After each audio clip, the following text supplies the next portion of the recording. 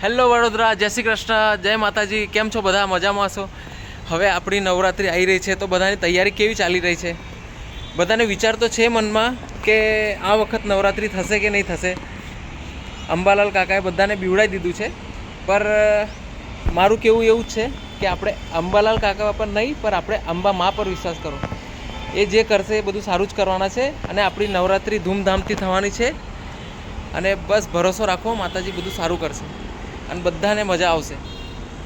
કેમ કે આપણે બી નવરાત્રિ આપણી બી ખૂબ ફેવરિટ છે. નવરાત્રિ આપણે બી ગરબા 10 દિવસ કન્ટિન્યુ રમીએ છીએ. બહુ શોખ છે આપણાને બી. અને નવરાત્રિ એટલે આપણી બેસ્ટમાં બેસ્ટ ફેસ્ટિવલ.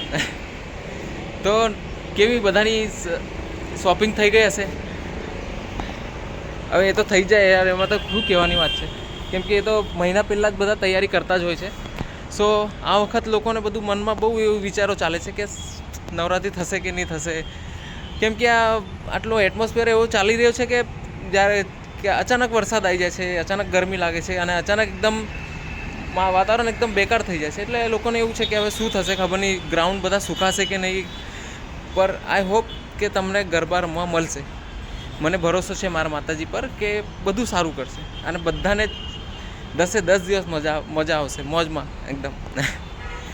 તો આપણે બસ અંબા મા પર ભરોસો કરો કે અંબા માતા વ્યવસ્થિત બધાને ગરબા રમવા દે, બસ. અને મારે બી બહુ જ શોખ છે, શું કહું, હવે તમારે જેવું જ છે આપણે બી. તો બસ એમ જ ફ્રી હતો, મેં કીધું આજે થોડી વાત કરી લઉં. ચાલો મળીએ. જય માતાજી. સો ગાઈઝ, હવે 2 દિવસ રહ્યા છે. આજે 1 તારીખ થઈ ગઈ છે, કાલનો દિવસ ને 3 તારીખે ગરબા આપણા. અને આપણે તો ગાઈઝ કઈ જઈશું, આપણે યુનાઇટેડ વે.